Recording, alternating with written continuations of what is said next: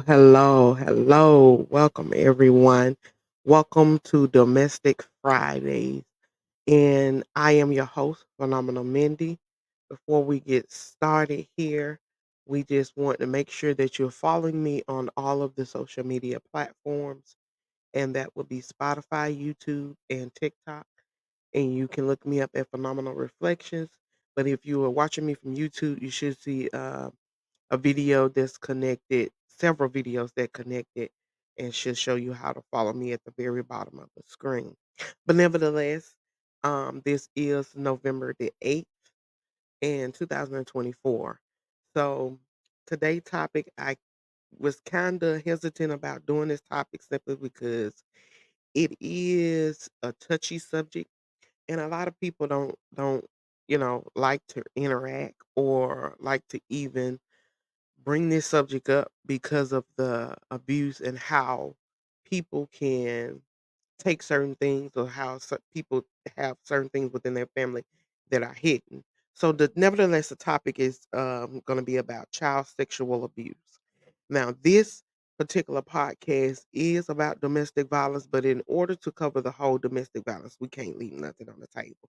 We just gotta literally just bring it, like they said, run it. You know what I mean?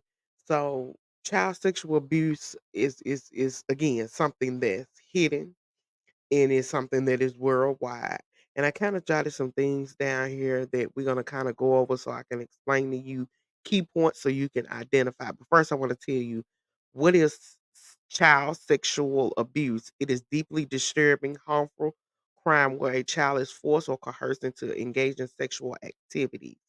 It can be, in many types of form, including physical contact, such as molestation, penetration, and fondling. And, there can also be non-contact offenses such as exposing children to pornography or sexual behaviors. You know, child sexual behavior is, quite disturbing to say the least. And it's a traumatic violation of the children's rights, their safety, and their trust. And it is composed in sexual activity or behavior forced upon a child by an adult or an older adolescent. This abuse can have immediately effect and long-term effects and consequences for the child's sake, affecting their physical, their well-being, their psychological, and their emotions. Now, I'm gonna be honest with you with this topic. Um, Me as myself as a victim of one of these things that I did just name, sometimes things can be hitting, and sometimes things can be kept silent and suppressed to the point where a child doesn't have any type of trust for you, or nevertheless even care about you per se, or whoever the person is. A lot of children, male children, are molested by preachers, uncles, you know, people that's in the family. I'm just gonna really be honest with you. And I'm not even gonna say not just with male children, because female children definitely can be in that category as well. But the key points about child abuse, abuse can occur in any type of setting. It doesn't matter. And with me, my setting was in my own home. So I know that's kind of cringing to hear, but is the absolutely truth. And again, a lot of people don't come forward because they don't trust. And a lot of people, when certain things happen with R. Kelly and Bill Cosby and a couple of more other celebrities, a lot of people couldn't figure out why or what took so long for them to come out with their story. First of all, a child is in their nature to trust you. So the minute you break that trust in the child's mind, you have to think as a child's mind, not as an adult mind, but as a child mind, you have to think, why would I tell them? They don't trust me at all, and sometimes they can turn it around and put it on you, making it seem like you the issue, you the bad person, you the one causing it. and you don't want to allow it to happen. And I've seen people, even hear people say, "You don't want to open your legs," but a child is an innocent person, and there's no shape, form, or fashion that a child should be funded with in the care of any adult. Now, this can happen in schools, sports organizations, religion settings. It really don't matter. A perpetrator, it really don't matter. It could be a family member, it could be friends, and it could be strangers. But again, where were the parent? Where were the guardian? Where were the nurturer? Where were the protectors at? And a lot of people, again, they don't like talking about this subject because it is a touchy subject. But um, with molestation and penetration and fondling, those are some of the things. It's sexual behavior that a lot of parents, I'm gonna say children. Let me say this: growing up, if you have a parent, you know, in the '90s, and I'm not discrediting anybody, a lot of y'all ain't made and raised up on the old school way, and some of these old school ways shouldn't even been away. To be honest, and a lot of them don't tell their children, especially girls. Let me know if somebody touch you, boys. Let me know if somebody touch you in the wrong spot that they not supposed to be touching you. You know, I've never was taught that growing up. Don't let nobody touch you in it. No, no, that was never even mentioned. So with this can have oh, this is a broad topic. I'm really, we gotta dive deep. It can have a long lasting effect, for survivors about child abuse, and it could be physical and definitely psychologically. It brings about trauma. It can cause PTSD, all type of anxiety, all type of problem with relationship and difficult with self-esteem. Now, me personally being in a relationship with somebody that was affected by one of these categories here, I'm gonna tell you, it's like peeling a onion that's not even peelable. And it's something that I don't even think that person even know how to even heal from that, and that person is well enough grown. And like I say, a lot of us, as African Americans, we don't talk about things. We don't go nowhere to get help because don't go outside the home. Don't spread the business. Don't talk about the business. But who who are they to trust and talk with? If you tell them don't talk to nobody outside, they can't talk to nobody inside. So who do they talk to? I'm just curious about that. And we have to pay attention to our children. It's just something that we have to do. We have to question everything. When my son get home, I'm asking him all types of questions, and sometimes he can get frustrated when I'm asking him. But once he get older, he will realize Mama will ask me a question for a reason, just in case somebody may have or have an inkling thought that I should have, or I need to, or I want to. I'm making my children feel comfortable enough to come to me and let me know there's something going on. And I'm watching everything that's going on. I don't want to be so caught up within myself that I don't pay attention to my children. And there should be everybody that's parenting. There should be, and not just only somebody that's parenting. If you care for the community and the children, it should be your thought as well. Don't let none bypass. Don't let nothing get past you. Pay attention to everything. Question every single thing. So the signs of abuse here, and I want to tell you these signs, and I want you to jot this down, and I want you to go over this, and you can ask yourself, have you done this? And if you haven't, make this a pattern of paying attention to certain things. Indication of sexual abuse in children may include physical signs such as bruising, sexual transmitted infection, behavior change such as withdrawal, fear, or acting out inappropriate sexual knowledge or behaviors for the children's age. I'm gonna say something, and this may step on a couple of people's toes, but I remember growing up, attending Hamilton High School, and attending that school, there was a lot of adult people that was in positions and that of authority that were sexually abusing the children. Some of them were voluntarily, and some of them were not. Some of them were coerced. Some of them were not. And we knew. as children, but as children, we didn't feel that we had the position or the authority to put someone in place and say, "Hey, somebody need to check on that.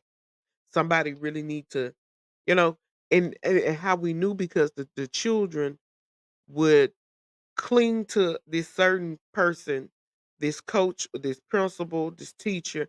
They would cling to them, and you would begin to watch the relationship between the two, things that they would let them get away with that they wouldn't let no other student. And this wasn't because they were, related. If that's what somebody want to say, no, that wasn't because that was it. It was just simply because that person had a particular liking for a particular child, and then how they would cling on to these certain teachers, these certain, principals, these certain authority people, how they would cling to them.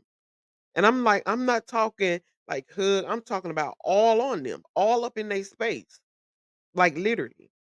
So, you have to pay attention. Like I said in the last show, I was talking about the bruising, about how the movie that I was referring to with Unsportsmanlike Kindergarten Cop, how that was bruising in there.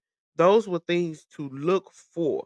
And definitely if you have a girl, you would definitely know quick, well off before anything because of the sexual transmitted disease, which I would definitely hate that nobody deliberately doing it, but I know that some people are sick out here. I do know that these folks are demonetized, and we gotta be having all eyes on these children and focusing on what's authentic and what is not. What are you reaching for, and what are you trying to hide? Um, how you can prevent this? You can definitely educate your children about boundaries. You can let them know things that they consent to and things that they should not consent to. You should not be, let's leave school and let's go get some lunch. That's not nothing you consent to. Now, excuse me. Now I know some people may say uh that oh, the child was hungry, but no, but why are you leaving school to go get lunch with an authority? No, I didn't authorize that as a parent. Absolutely not. So this is not what we doing here. And this sexual is not taught in the school, which it should be, but like a lot of other things should be brought into back into the children education, but sexual should be definitely it should be a priority. And some people is adults and still deal with this on their job. So, but majority of this happens as children, and they carry these bags. And when I was in this particular relationship, I would tell him imagining, because me within my health self at this particular point, I can just, I can go through it. I'm comfortable. I'm no shame in my game or anything that happened to me. So I would tell him, I said, imagining being hurt and affected about all of this, and you become numb to your emotions. Now he would say, "Oh well, it happened, and it's over with." It's not just that simple, because if it was that simple, it wouldn't even be a such thing. It wouldn't even be, none of this wouldn't even be in the play. So I said, imagining, because I could see the hurt that was in him. So I would say, imagining toting a backpack full of bricks from your child to your adolescent to your young adult life into your full blown adult stage that you're in now. And you continue toting those bricks. So because he had such a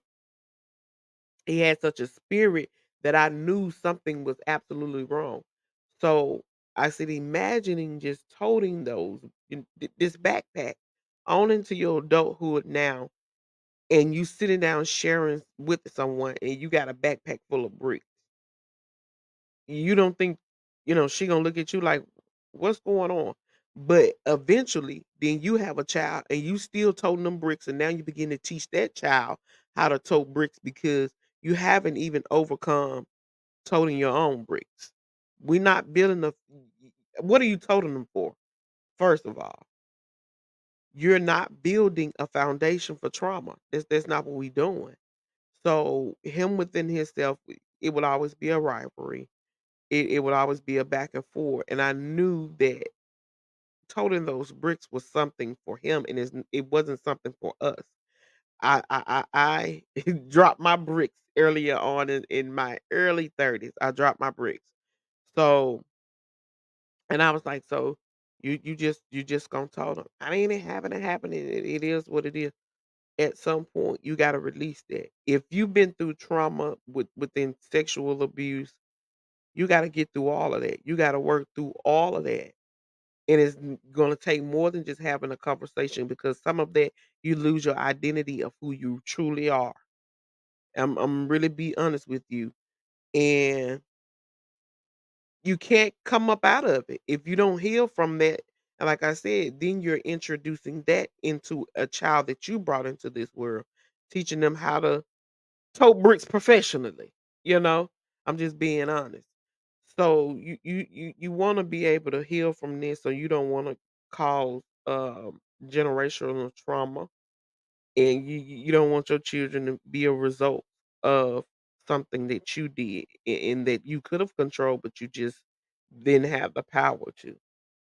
Now, natural forms of child sexual abuse can be broken down in several different forms. Like I said before, it can be physical contact abuse, which physical it digs deeps into the penetration of the abuse. This includes a child's vagina, and I'm trying to see am I a little laggy here? I'm just okay, okay, I'm not. So, this can be in a child vagina, anal, or penetration of a child. Now, those are the penetration.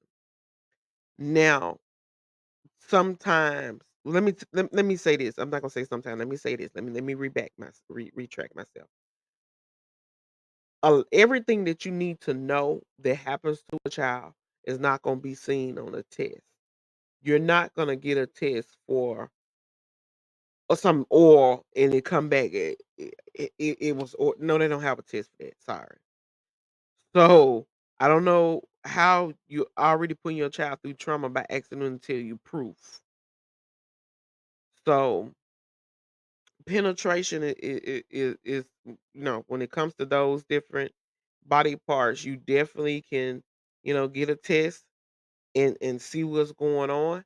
But if there's no penetration there, then you're not going to be able to know what went on.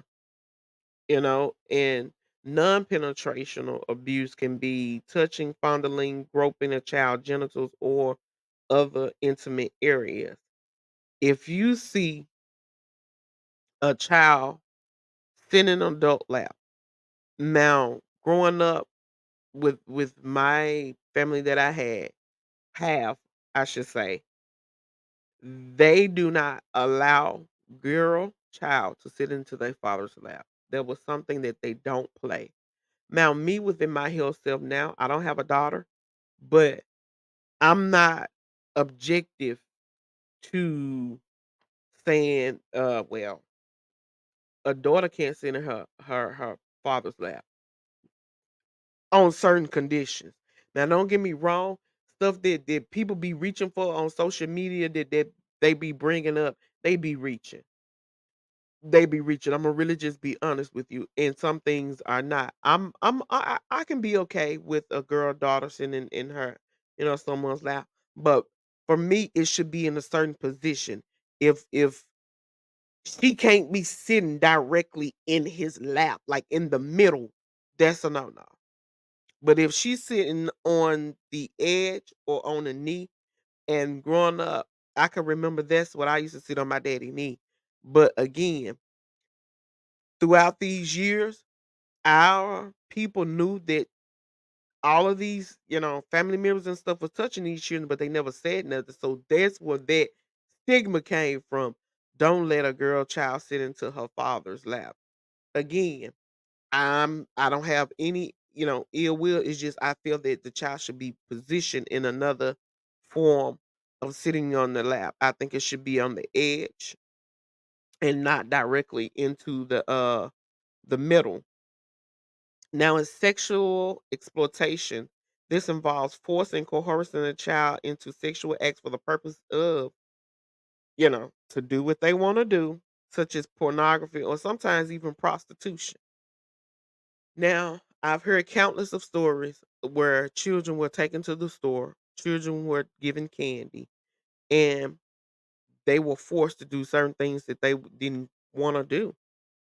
So, I'm gonna really be honest with you, and here's my story. I grew up where I wasn't allowed to go. First of all, my daddy came from Mississippi and moved to Memphis, and my dad bought a house, and he didn't want us to go outside of our yard because he just was protective of us. So, in order to contain that, he built a fence around the yard, so we couldn't go out. So that's first and foremost. Let's get that understood. So there was a form of protection for his sake, for whatever that made him make have thought to do that. This is what he did. So for me, mines were someone that was a friend to my father, and it happened later on after my father passed away, and he began to molest me. And after the molestation, I told my mom what was going on. And after I told my mom what was going on, she confronted him. And when she confronted him, the next week or 2, it was gone out. But that night when I told my mom and she came, she confronted him in the car. And I was so scared, y'all, I'm not even gonna lie to you. I could remember not telling my mom in the home that we was on. I waited good as till we got to the grocery store where we was going, and he took us there, and I went in the store with my mom by myself, and I was just like, "This is my time to tell it. This is my time to tell her everything that encountered with me." So I began to tell her, and like I said, she was like, "Okay, let me go and confront him." So she confronted him nevertheless, and then after that, like I said, we went into the home, and she had the conversation with him. That was it. He ended up coming into my room asking me, "Why did I tell it?" So after him asking me that, I'm standing there froze. Cause in my mind as a child, I'm like, "Where's my mama?" You know? Again, my father's deceased at that particular moment. So, after so long, nothing punishable happened to him at all. So, it began to continue to happen. After this, I begin to grow numb. I'm a kid now. I'm numb. I'm going to school. I'm doing everything that I'm supposed to do, doing well above what I'm supposed to do. I'm one of these regular child. I didn't cause any chaos or anything. So I couldn't understand, what was going on. Again, I'm numb. Now it is okay. In my mind as a child, it is okay. My mom said it's okay, so it's okay. That's what I'm thinking as a child. So as times begin to go on and on and on, when I tell you on, this went on for years, the years of child sexual abuse. So I remember telling an adult about this after so long. Let me reach out outside of my my inner circle here. Let me reach out. So I reach out, and this particular adult told my mom and had a conversation with her, and she sounded, frantic in the beginning. And immediately, well, I'm not gonna say immediately, a couple days later, she ended up taking me to the rape crisis center here in Memphis, Tennessee. And they began to, do their procedure. They began to do the test or whatever. And at that particular moment, there was no trust from me, to my from my mom. I didn't trust her at all. I couldn't. I would hear what she say, but when it comes down to me, I knew I had to figure out my own way. I knew I had to grow into my own way to get the hell up out of here. If that's in my mind as a child. So she began to take the test and whatnot. And the lady told her, this test here, I don't need to even need to conduct because of the things that I told the lady. And the guy was an older guy, and so my mom took that information, and we end up having to go to juvenile court. So juvenile court, they begin to go over everything. They investigate. They brought him in and investigate. And the man, I remember him saying to me, "Baby," the way I was crying telling the story, the man said, "I don't even need to test this man." And I know some of y'all probably be like, "Oh, that wasn't fair." But back then, you knew. You knew. You knew. Again, these are things that people like to keep quiet within the family. You don't talk about that. Yeah, you know he been over here touching children for 30, 40 years, but you still letting him coming around in family functions. That's not something that adults should be doing. Like, what's wrong with you? Where's your disconnect? Where's your emotions at? These are children. So the guy end up coming down, like I said, taking the test and all of that. And the guy was found empathy was the word that they used. And so my mom at that particular time began to discredit me. So imagining being in a household where it was my mom, my brother, and my sister. So it was just, the four of us. And imagining everybody laughing like it's a joke. And again, this by this point, it's been going on for years. Again, I'm numb. And this what happens with children.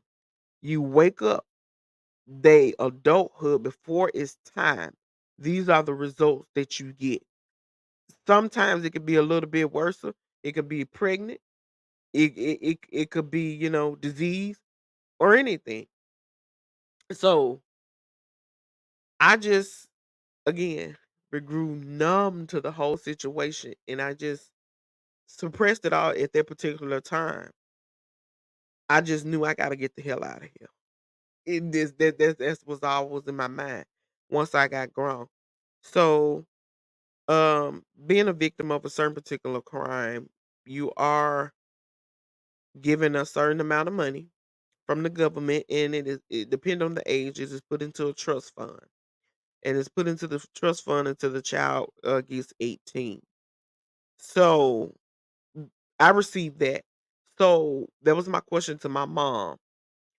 How or if you saying that the paper said that he was empty, why would the state give me money?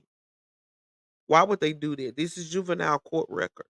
This is not somebody saying, "Hey, I just want to bless you." This is actual paperwork behind it. And like I said, the things that I told the lady, this man was old. He was a perv. So it was no doubt about it. And the crazy thing is he would make particular jokes when people come around. And he was a jokester and people thought it was funny. So imagine again a household full of people who don't believe you and was making jokes about that. You know? And this is me being transparent, telling my story. So I began to grow up and began to have my own children and became this protected mom over my children. Well, over my child at the time. I only had one. And so I'm 25 or 26 at this particular time.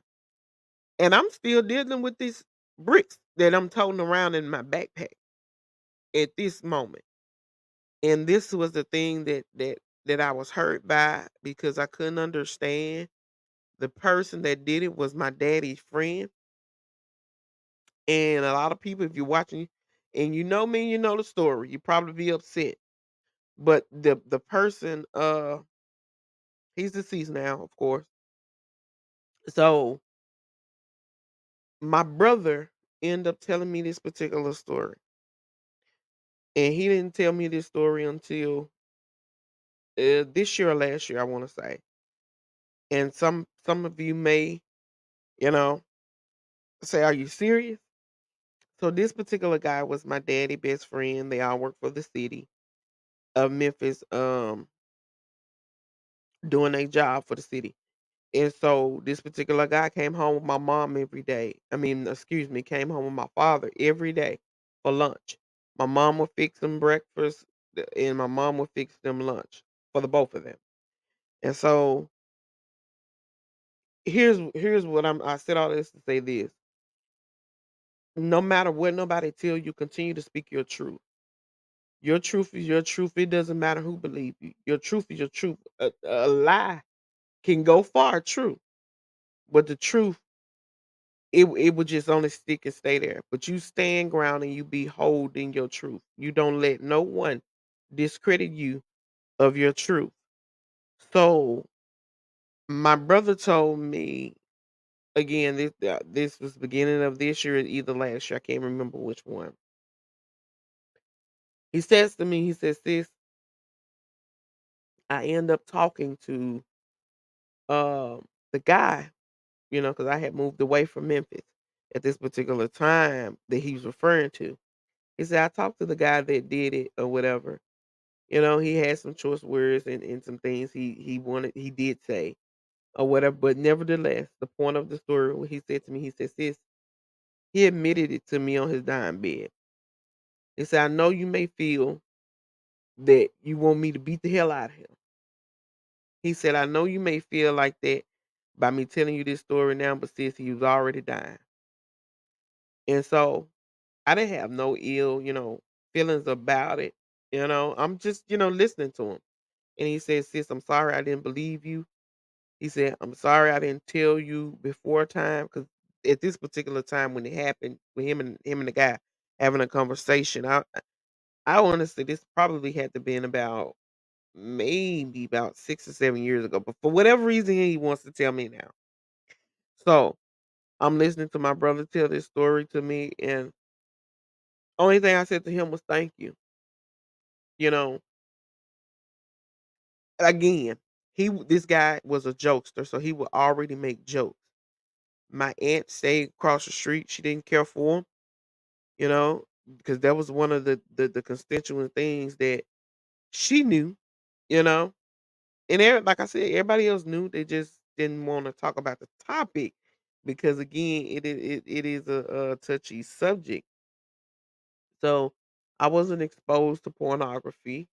You see, I wasn't going through any depression. I wasn't going through any anxiety. I didn't have no PTSD then. None of that at all. But again, these are the type of things when you don't pay attention to your children. I don't even like to see certain daughters doing certain particular dances and popping and gyrating.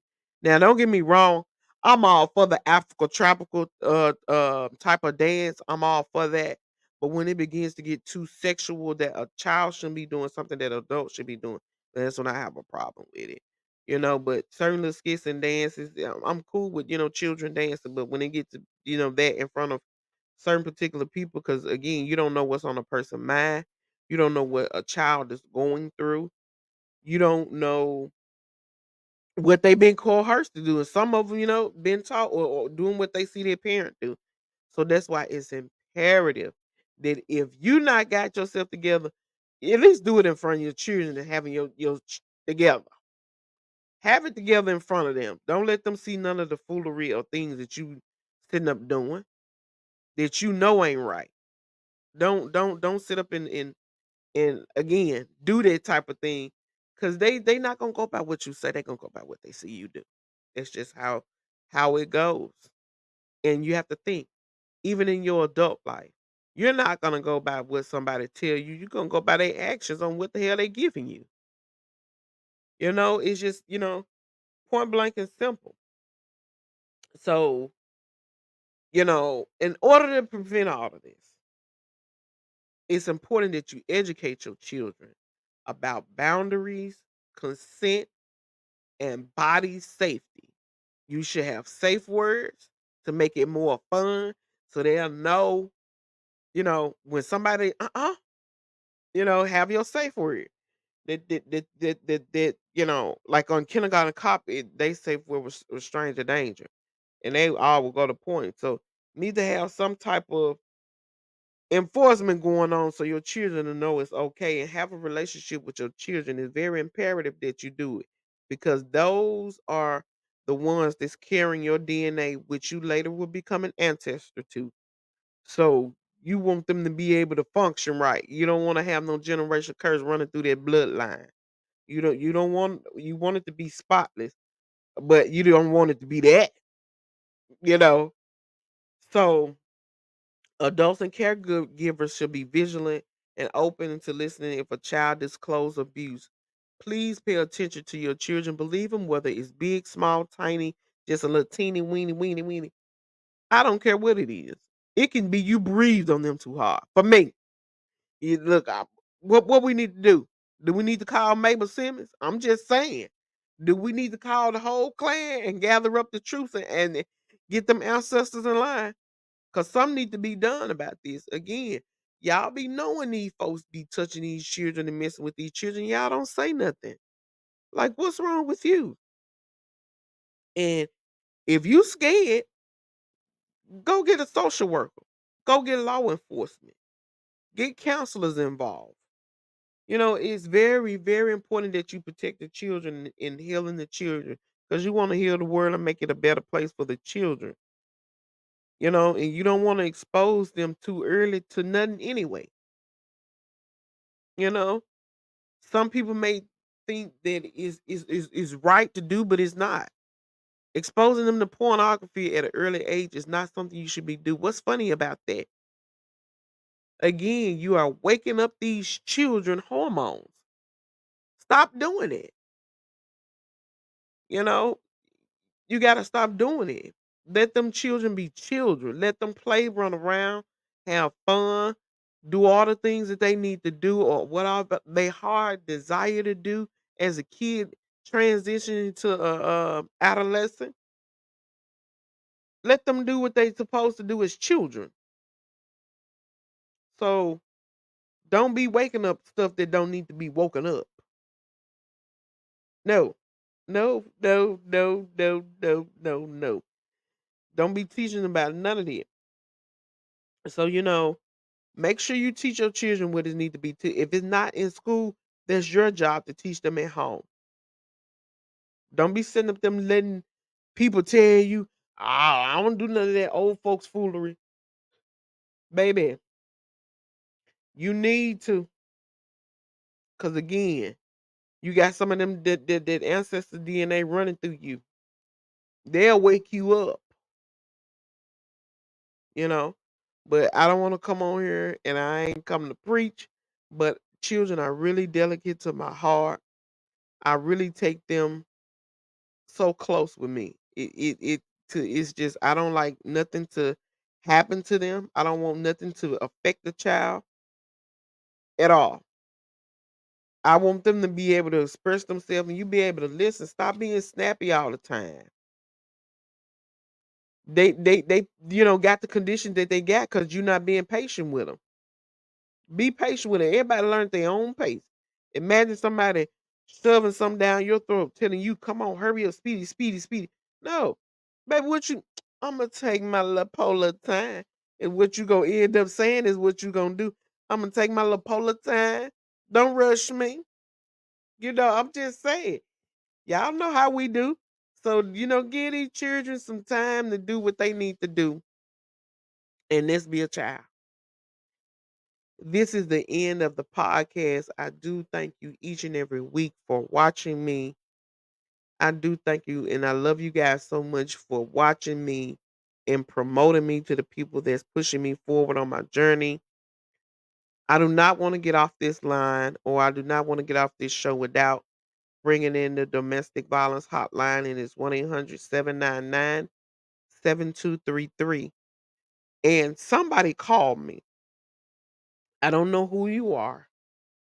And somebody texted me. I don't know if you were even in danger, but I didn't get a response. If you want to call me, call me.